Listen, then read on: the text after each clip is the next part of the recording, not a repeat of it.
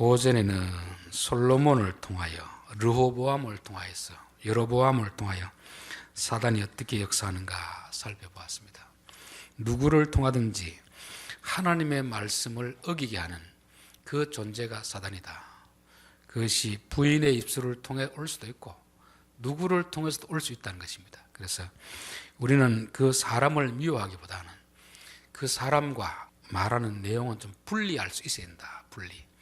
우리는 누군가 내게 어떤 막 성질 나는 이야기를 하면 그 사람을 미워해버리잖아요. 이거는 이제 분리를 하지 못하는 그런 상태입니다. 예수님은 사단의 말을 하는 베드로를 보고 베드로에게 성질 냈습니까? 베드로 속의 역사는 사단에게 성질 냈습니까? 사탄아 물러가라. 베드로도 자기도 지금 사단의 종인 줄 모르고 사단이 주는 생각을 부뜩 받아가지고 자기 말로 하잖아요. 그때 예수님은 분명히 구분을 시켰습니다. 베드로를 타다는 게 아니고 베드로 가운데 있는 사단을 집어내는 것입니다. 그래서 우리도 사람과 싸우는 전쟁이 되는 것이 아니고 사람 속에서 나오는 그 영적인 실체, 그것과 싸워야 되는 것입니다. 이단들이 찾아올 때도 이단들을 내쫓는 게 잘하는 게 아닙니다. 솔직히 불쌍한 사람들 아닙니까? 사단에 매여 사는 그런 불쌍한 사람들인데 이야기를 해보고 좀 들을 만하면 가르쳐주고 못 들을 것 같으면 논쟁하지 말고 그냥 보내면 되는 것입니다. 사단은 항상 가까운 사람을 통해서 역사하기 때문에 성경에도 내 원수가 집안 식구라 하는 말이 집안 식구가 꼭 사단의 종이 되어서 그렇게 할 때가 많이 있습니다. 그래서 우리 스스로가 사단의 종이 되지 않으려고 몸부림을 쳐야 되고 또 가장 가까운 사람이 하는 말일지라도 사단의 말이라면 그 말은 거부하는 것이 이 영적인 전투에서 승리하는 것입니다. 여로보암이 하나님을 믿지 못하고 자기 스스로 제단을 만들고 자기 스스로 제사장을 세우고 자기 스스로 날짜를 정해서 섬기게 하잖아요. 하나님의 말씀을 따라야 되는데 우리가 예배 드리고 이런 형식은 하나님의 말씀을 따라야지 내가 하고 싶은 대로 하는 이런 것은 참 얼마나 예배를 드리지만 하나님이 기뻐하지 않는다. 여로보암은 교회 안에 있는 잘못된 세력을 말하는 것입니다. 오늘날 교회 안에도 얼마나 많은 이단들이 있습니까?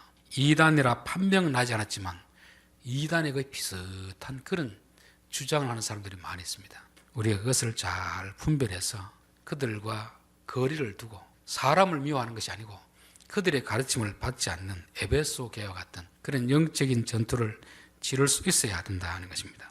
그런데 이제 북쪽에는 선지자들이 아무도 그 권력 앞에 말을 못하는 것입니다. 그냥 잠잠한 거죠. 그래서 하나님이 남쪽에 있는 선지자를 보내가지고 이렇게 하면 안 됩니다. 그럴 때 저놈 잡아라. 당장 체포해서 구속하라. 이런 명령이 떨어지지만 그는 조금도 두려워하지 않습니다. 저는 이 시대 장로 교인들은 권력자들의 잘못된 어떤 것에 대해서 용기 있게 말할 수 있는 것이 필요하다. 저는 코로나 때를 생각하면 참 한국 교회가 이 정도밖에 안 되는가. 서울의 그 큰 교회에서도 정부 지책에 다 그냥 이렇게 지키는 것입니다. 코로나 자체를 탓하는 것이 아니고 시책을 세웠으면 교회나 성당이나 절이나 지하철이나 똑같이 적용해야 되는데 다른 데는 사람들이 부글부글 끓는데 교회만큼은 그 큰 교회에 20명 그렇게 예배하라고 할 때 아무 교회도 한마디도 못하고 다 따라가는 것입니다. 교회 이렇게 힘이 없어 되나. 근데 한 교회만 저항한 교회가 있습니다. 부산 세계로교회. 우리는 정부가 정한 방역 지침을 준수하면서 그렇게 예배를 드리겠다. 그래서 본당에서 안 되니까 교회 앞에 마당에 의자를 놔놓고 그렇게 했습니다. 그래서 부산에서 시청에서 경찰에서 와가지고 막 이런저런 있었는데 그래도 끝끝내 규정을 지키면서 예배 드렸던 그걸 보면서 그래도 참 마지막 남은 자존심이 있구나. 고신교단입니다. 고신교단. 역시 일제시대 때 총회에서도 신사참배를 결의하고 나라에서도 신사참배를 하도록 하고 저항하는 사람들은 감옥 가두고 죽이더라도 끝끝내 신앙을 지켰듯이 그래도 그 마지막 남은 대한민국의 큰 교회가 얼마나 많이 있습니까? 그런 불합리한 그 지시를 내릴 때 이건 아니다 하고 거부할 수 있는 이런 용기 있는 선지자가 과연 대한민국에는 거기밖에 없던가. 그나마 그래도 그 교단에서 참 그 교회 만나라도 그렇게 해준 것이 제가 봤을 때는 한국교회 자존심을 세워줬다, 그렇게 믿습니다. 장로 교인들은 부당한 명령을 내리면 아니요 할 수 있는 이런 용기 있는 자들이 바로 장로교 선조들이고, 우리가 그런 자들이 되어야 된다는 것을 말씀하는 것입니다. 사도행전 4장에 보면은 하나님의 권능과 뜻대로 이루려고 예정하신 것을 행하려고 이 성에 모였나이다. 주여 이제도 그들의 위협함을 굽어보시고 없고 또 종들로 하여금 담대히 하나님의 말씀을 전하게 하여 주시오며. 진짜 선지자들, 하나님의 참된 종이 하나님의 진리를 선포할 때는 항상 위협이 있었습니다. 위협. 바른 것을 이야기하면 잘못된 자들은 항상 이게 걸림이 되거든요. 여러분, 공산주의자들이 왜 기독교인들을 그렇게 죽이려고 하겠습니까? 특별히 목사들을.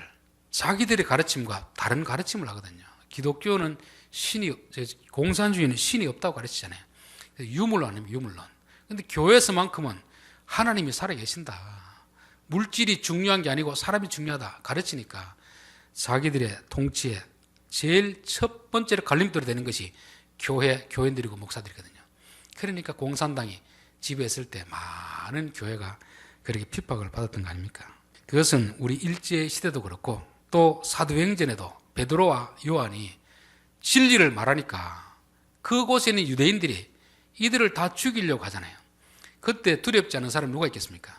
그래서 베드로는 주여 저들의 위협함을 하나님 살펴보시고 우리가 저들의 위협 앞에서 겁내지 않고 담대하게 하나님의 진리를 선포하게 하옵소서, 그런 기도를 드렸던 것입니다.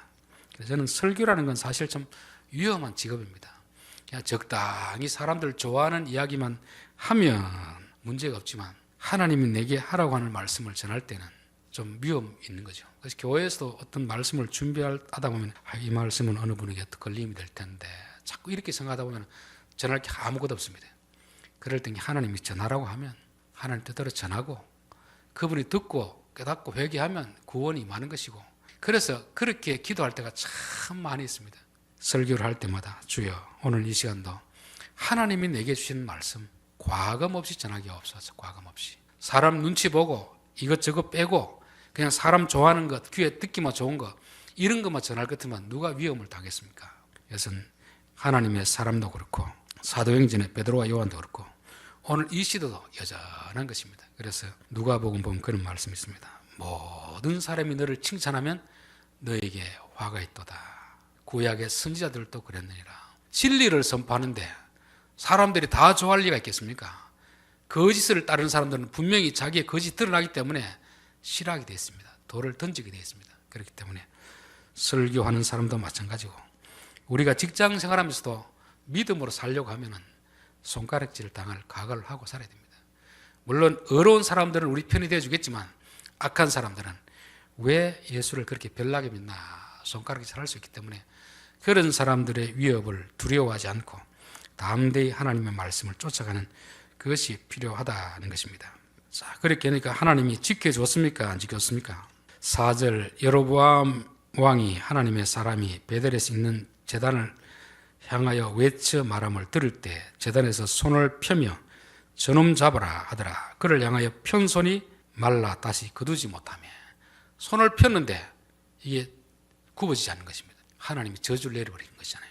우리는 사람을 두려워해서 해야 될 말을 하지 못하면 내가 안전한 것 같습니다.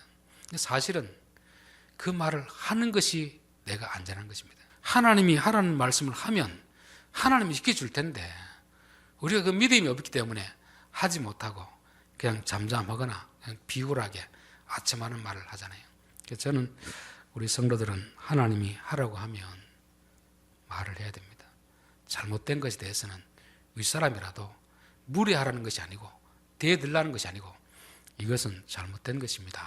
말할 수 있는 용기가 필요합니다. 그렇게 해서 불이익을 당하더라도 하나님이 지켜주지 하나님이 시킨 일 했는데 하나님이 나 몰라라 그렇게 하겠습니까? 그래서 하나님이 그 편손이 말라 다시 거두지 못하며 하나님의 사람이 여호와의 말씀으로 보인 징조대로 제단이 갈라지며 재가 제단에서 쏟아진지라. 왕이 하나님의 사람에게 말하여 이르되 청하건대 너는 나를 위하여 내 하나님 여호와께 은혜를 구하여 내 손이 다시 성하게 기도하라. 하나님의 사람이 여호와께 은혜를 구하니 왕의 손이 다시 성하도록 전과 같이 되니라. 왕이 하나님의 사람에게 이르되 나와 함께 집에 가서 쉬라. 내가 내게 예물을 주리라. 처음에는 잡으려고 했는데 손을 폈는데 손이 오그라들지 않는 것입니다. 그래서 이 사람 보통 사람이 아니구나. 하나님의 말씀을 전하러 오는 진짜 하나님 사람이구나. 그렇게 생각하고 하나님께 기도해서 이 손이 펴지게 하라. 그래서 기도했더니 펴졌습니다. 그러니까 이 사람이 뭐라고 합니까? 왕이 나와 함께 집에 가서 쉬라. 내가 내게 예물을 주리라. 8절 하나님의 사람이 왕께 대답하되 왕께서 왕의 집 절반을 내게 준다 할지라도 나는 왕과 함께 들어가지도 아니하고 이곳에서는 떡도 먹지 아니하고 물도 마시지 아니하리니 이는 곧 여호와의 말씀이 내게 명령하시아 이르기를 떡도 먹지 말며 물도 마시지 말고 왔던 길로 되돌아가지 말라 하셨음이라 하고 이에 다른 길로 가고. 물론 모든 경우에 다 이렇지는 않습니다. 우리가 어떤 주의 일을 하면은 누군가 대접할 수도 있고 대접을 받을 수도 있습니다. 근데 여기서는 그러지 마라. 여기서 왜 그러지 말라고 했겠습니까? 하나님이 주의 종이 가서 진짜 용기를 가지고 이런 말을 했으면 또 왕이 대접하려고 하는데 후한 보상을 해주려고 하는데 왜 가지 말라고 하겠습니까? 진짜 그런 마음으로 동기로 했으면 가지 말라고 했겠습니까? 그건 아니잖아요. 하나님은 벌써 여로보암이 어떻게 할 것인지 다 알고 있습니다. 지금 사람들을 모아놓고 자기가 만든 그 제단에서 자기가 제사를 드리면서 자기의 자존심을 엄청 세우려고 하다가 그야말로 사람들 앞에서 창피를 당한 거 아닙니까?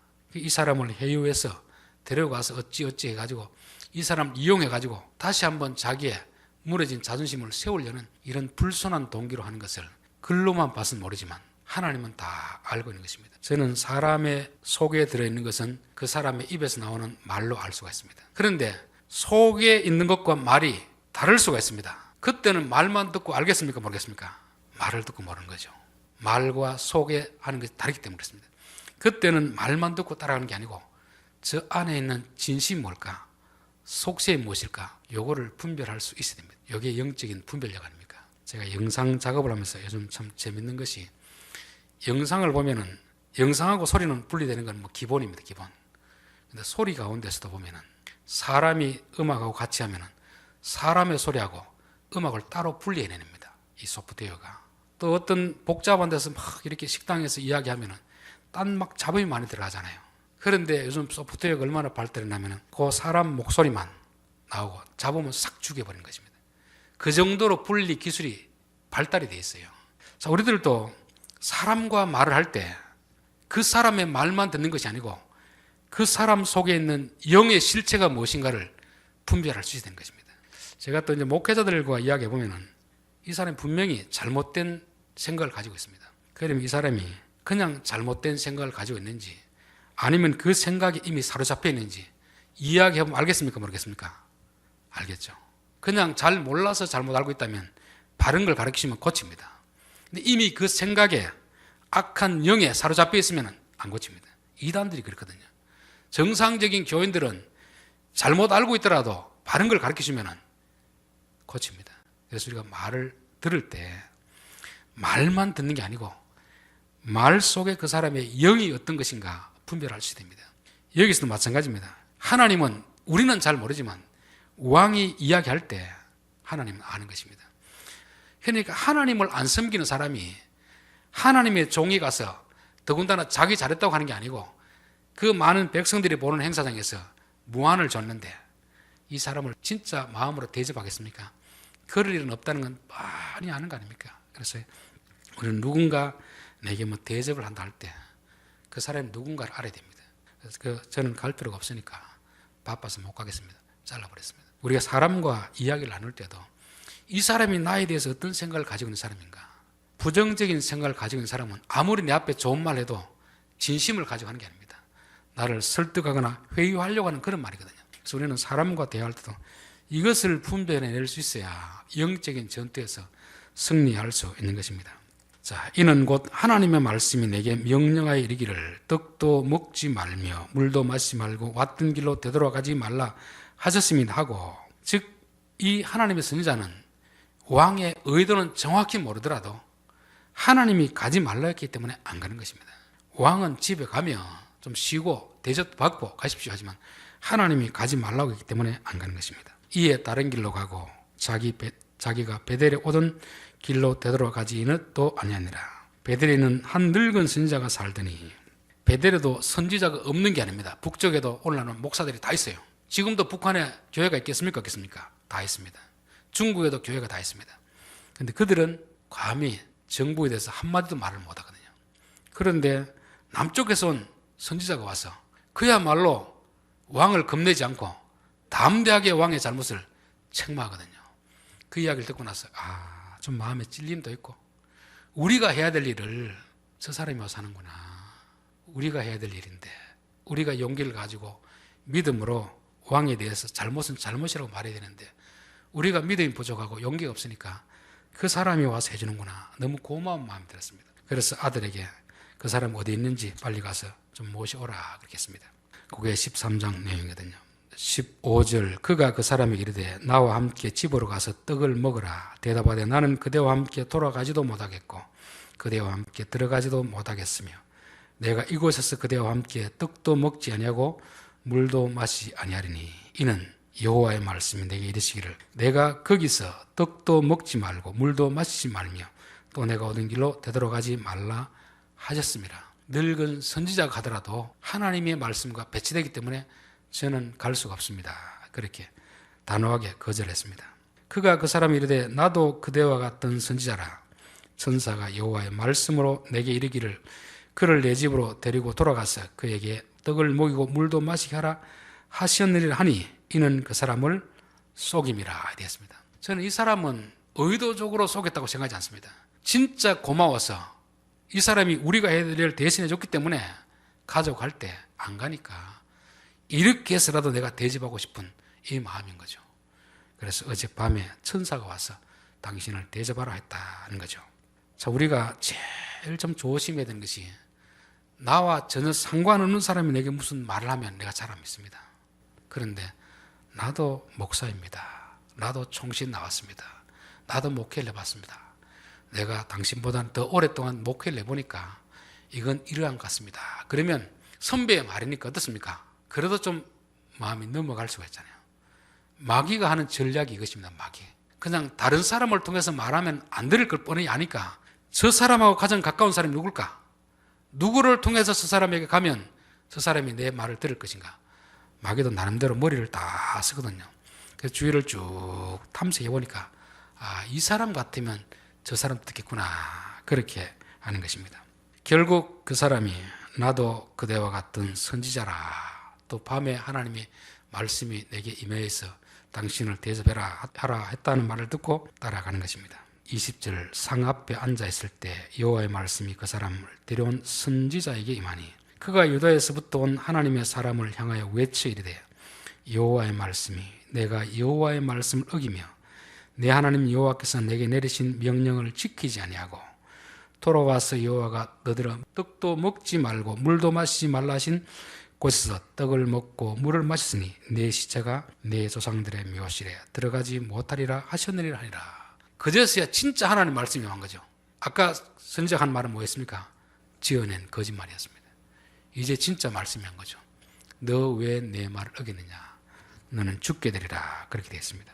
24절, 이에 그 사람이 가더니 사자가 길에서 그를 만나 물어 죽임에 그의 시체가 길에 버림받으니 나귀는 그 곁에 서 있고 사자도 그 시체 곁에 서 있더라. 하나님의 말씀이 그대로 임하는 거죠. 선지자라도 하나님의 말씀을 어기면 이렇게 된다. 이거를 실물로 보여주는 것입니다. 하나님의 사람은 앞에서는 하나님의 말씀을 전달하는 그 전달자였다고 하면 이제는 하나님의 말씀을 어겼을 때 어떤 일이 벌어질까? 그것을 실제로 보여주는 것입니다. 하나님은 죄를 싫어하십니다. 하나님을 거역하는 자들을 벌하십니다. 누구까지도, 선지자까지도. 예수님을 십자가에 못 박은 이유가 뭡니까? 죄를 지은 자는 당연히 벌을 받아야 되니까 이 원칙에는 변함이 없는 것입니다. 그래서 아들을 십자가에 못 박는 거죠. 그 대신 우리를 살려준 거 아닙니까? 하나님은 죄와는 조금도 타입이 없습니다. 하나님의 사람이라 할지라도 타입이 없습니다. 하나님의 법은 이방 왕이나 선지자나 동등하게 적용된다는 것을 말씀합니다. 이게 하나님의 공평 아닙니까? 하나님의 법은 왕이라도 가난한 백성이라도 여호와의 선지자라도 그대로 적용된다는 것을 선지자는 죽음을 통해서 증명하고 있는 것입니다. 자, 그런데 참 장면이 재미있죠. 사자가 물어 죽였습니다. 사자가 그냥 사고로 사람을 만나서 물었으면 그의 시체를 먹어야 됩니까? 안 먹어야 됩니까? 당연히 맛있게 먹어야 되겠죠. 이야, 오늘 진짜 수지 만났다. 다 뜯어먹고 뼈만 남아 있어야 되는데 사자는 한번 물어가지고 죽여놓고는 딱 보초 쏘고 있는 것입니다. 말도 안 죽이고 또 시체도 안 먹고 딱 보초 쏘고 있는 것입니다. 왜 보초 쏘고 있겠습니까? 죽은 사람인데 그냥 사자가 떠나가면은 동네 개들이 와서 다 먹을 수도 있거든요. 그러면 이 사람이 누군지 알지 못하지 않습니까? 그래서 이 증거를 남기기 위해서 하나님이 사자를 사용하고 있는 것입니다. 너 물어서 죽이긴 죽인데 먹지는 말아라. 그러니까 제가 한 장면을 상상해 봤습니다. 사자 막 춤이 꼴깍꼴깍 넘어가면서 배는 고픈데 이게 하나님이 도대체 나를 테스트하는 것도 아니고 그래도 사자는 누구 말을 듣습니까? 하나님 말씀을 듣습니다. 하나님의 사자도 이 사람도 남쪽에서 와서 북쪽에 왔으면 당시 말을 타고 온 것도 아니고 걸어왔을 거 아닙니까? 배도 고팠을 텐데 처음에는 한두 번은 거절하다가 나도 당신 같은 선지자입니다 하니까 그만 쏘가지고 밥을 먹고 물을 마시잖아요. 근데 이 사자는 어떻게 합니까? 먹고 싶어도 가만히 참고 보초 쏘고 있는 것입니다. 사람들이 볼 때까지 하나님의 말씀을 어긴 자는 이와 같이 된다는 것을 사자가 다 보호하고 있는 거죠. 사자가. 이게 우연히 일어나는 사건이겠습니까? 하나님이 하신 사건이겠습니까? 하나님이 하신 사건이죠. 모세가 호렙산 떨기나무에서 불이 타는 걸 봤습니다. 가만히 지켜본 거죠. 어떤 놈이 와서 여기 산불을 놨나, 담뱃불을 공짜로 여기 가서 불을 놨나 싶어서 가만히 지켜보니까 불은 타는데 나무는 하나도 타지 않는 그 신기한 광경을 본 것입니다. 이건 자연적 불이 아닌 거죠. 여기도 마찬가지입니다. 그냥 숲속에 있던 사자가 지나가는 사람을 물은 것이 아니고 하나님이 시킨 것이고 본성적으로 사자는 이 살을 먹어 치워야 됩니다. 그런데 가만히 먹고 싶은 것도 참고 있는 것입니다. 보초 서고 있는 거죠. 하나님이 하신 일 아닙니까? 우리 앞에 일어난 사건은 우연히 재수가 없어서 일어난 사건이 있을 수도 있습니다. 어떤 사건은 이거는 우연이라고 하기에는 너무나 이상한 일이다. 하나님이 개입하지 않고 일어날 수 없는 이런 사건인 것입니다. 어떻게 사자가 사람을 물어놓고 안 먹고 구경만 하고 있겠습니까?